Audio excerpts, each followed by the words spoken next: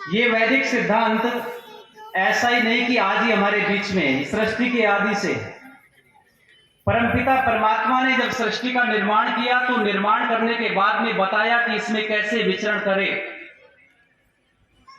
इस वैदिक व्यवस्था को कैसे जिया जाए, और इस वैदिक व्यवस्था में जी करके हम अपने जीवन का, अपनी आत्मा का सर्वांगीण विकास करते हुए अंतिम चरम लक्ष्य मोक्ष की तरफ बढ़े। ये एकमात्र मार्ग ऐसा है क्योंकि सत्य एक होता है, इसको आप नोट करिए। सत्य हजार नहीं होते, और उस सत्य के मार्ग पर चलकर के ही हम जीवन में आनंद को प्राप्त कर सकते हैं। वैदिक व्यवस्था में, वैदिक काल में हमने उत्तरोत्तर उन्नति की है। जब तक वेद व्यवस्था इस देश के अंदर रही, वेदों के प्रति हमारा आचरण रहा, वैदिक व्यवस्था को हमने अपने जीवन में अपनाया, तब तक ये आर्यवर्त देश विश्व में सिरमौर रहा है, विश्व गुरु रहा है।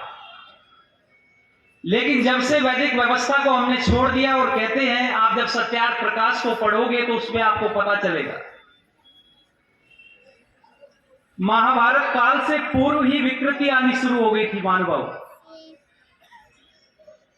और विकृति इस प्रकार आई कि दोष बढ़ते चले गए। वैदिक पथ को लोगों ने छोड़ा आलस्य प्रमाद के कारण, और धीरे धीरे विकृति बढ़ती चली गई, और एक ऐसा महायुद्ध हुआ जिसमें मनीषी लोग चले गए, विद्वान लोग चले गए, और अविद्वानों के कारण, आलस्य प्रमाद के कारण लोगों ने कहना शुरू कर दिया, जो वैदिक व्यवस्था का मैं जिक्र कर रहा हूं, वेद का जिक्र कर रहा हूं, उसके लिए कहना शुरू कर दिया कि वेदों को तो शंकासुर नाम का राक्षस ले गया। लेकिन स्वामी दयानंद जी ने कहा है कि यह दुनिया के लोगों, ये जो शंकासुर नाम का राक्षस है, ये तुम्हारा आलस्य और प्रमाद है,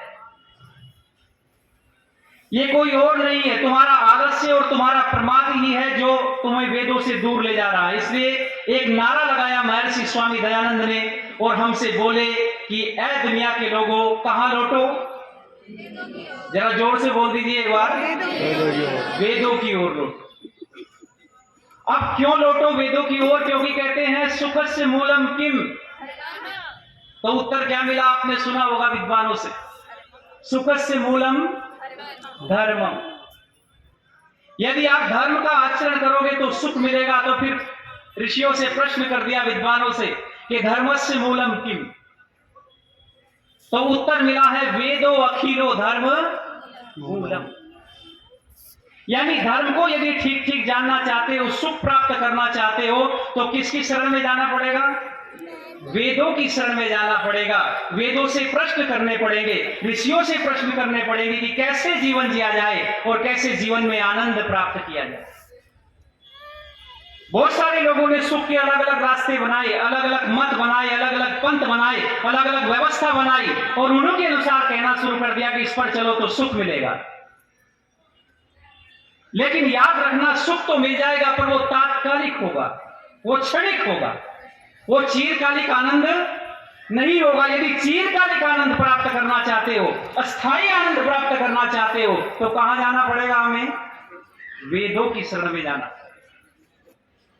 और वेदों की शरण में जाके वेद को पढ़ के, समझ के, जान के, विद्वानों के मुखारबिंद से सुन के उस पर आचरण करना पड़ेगा, और अपने निश्चय को दृढ़ करना पड़ेगा। आज क्या हो रहा है कि जन्म जन्मांतरों के कुसंस्कारों के कारण जहां पर भी कुछ बातें सुनते हैं वहीं के लोग होके रह जाते हैं। आर्य समाज में आए, आर्य समाज में विद्वानों का व्याख्यान सुना, थोड़े से प्रभावित हुए, घर गए, कहीं किसी और पौराणिक जगत के व्यक्ति का प्रभावी व्याख्यान सुन लिया तो उसके होकर के रह गए। दूसरी जगह किसी सत्संगी का, किसी गुरु का व्याख्यान सुन लिया, वहां के होकर के रह गए। इस प्रकार से पथ भ्रष्ट होने से सत्य की खोज नहीं होगी, और सुख और आनंद बोलो नहीं। यदि स्थायी सुख प्राप्त करना चाहते हो तो निश्चय कर लीजिए कि एकमात्र मार्ग है, और वो है वेदों का मार्ग। और इस वेदों के मार्ग को दिया है स्वामी दयानंद सरस्वती, जो प्राय विलुप्त हो गया था।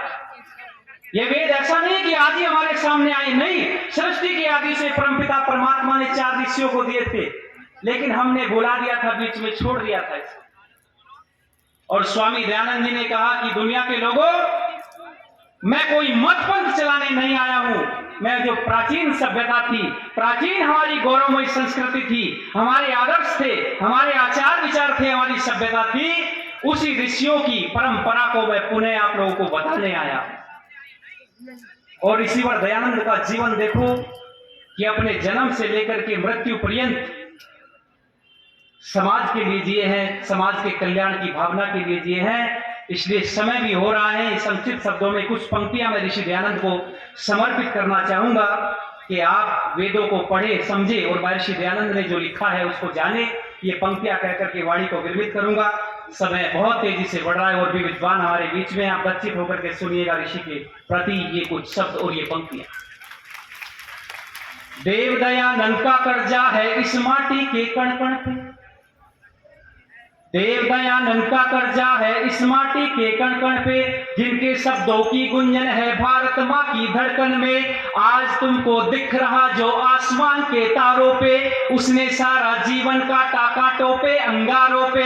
एक अकेला गरज रहा था पाखंडी ललकारों पे, जैसे शेर चिंगाड़ रहा वो लाखों भेड़ सियारों में। निज वेदना पर भी जिसके दिल में खाया खार नहीं, पर पीड़ा पर उसकी आंखों से खूनी जलधार बही। मैं अपने गीतों में उसकी धड़कन गाने निकला हूँ, ऋषिवर देव दयानंद की तुमको याद दिलाने निकला हूँ, अपने महापुरुषों की तुमको याद दिलाने निकला। और सुनिएगा, मैं शब्दों की महफिल में नंगा नृत्य नाच नहीं पाया, मैं शब्दों की महफिल में नंगा नृत्य नाच नहीं पाया, अपनी पीड़ा में व्याकरण चित्रण बाच नहीं पाया। मैं पुरस्कारों की चापलूसी में सुंदर गान नहीं गाता, किसी रूपसी की यादों में रोते प्राण नहीं गाता। मेरे काव्य का निर्माण नहीं है सोने के उपकरणों में, मेरी कविता हार गई है दयानंद के चरणों में, मेरी कविता हार गई है दयानंद के चरणों में। अब तो अपना एक एक अक्षर सन्यासी सा लगता है, आर्य समाज का एक एक मंदिर मथुरा का सी लगता है, ऋषि का एक एक पावन वाक्य मधुर ज्ञान सा लगता है। मुझको मेरा टंकारा भी पुण्य धाम सा लगता है, मुझको मेरा टंकारा भी पुण्य धाम सा लगता है। उस पुण्य धरा की माटी का मैं वचन निभाने निकला हूँ, अपने महापुरुषों के तुमको याद दिलाने निकला हूँ, ऋषिवर देव दयानंद की तुमको याद दिलाने निकला। और कैसे थे ऋषि? महर्षि दयानंद को पढ़िए लोग। देव दयानंद प्रकाश पुंज है गहन तमों की घाटी में, देव दयानंद प्रकाश पुंज है गहन तमों की घाटी में। देव दयानंद चंदन का पौधा सूखी बंजर माटी में, देव दयानंद करुणा का सागर पाषाणों के सीने पर। देव दयानंद रक्त बूंद था सूखे पड़े पसीने पर, देव दयानंद बलिदान था भारत माँ की छाती पर।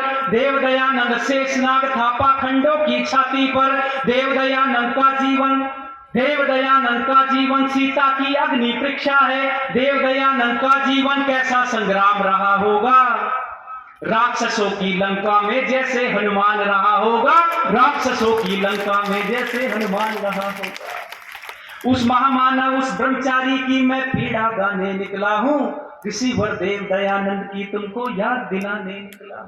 और सुनिएगा, एकमात्र व्यक्तित्व, एकमात्र व्यक्तित्व जिसने नारी जाति को, नारी शक्ति को सर की पगड़ी बताया है और कहा है कि ऐ दुनिया के लोगों, जिस घर में, जिस कुल में, जिस परिवार में नारी का, बेटियों का सम्मान होता है वहां देवता निवास करते।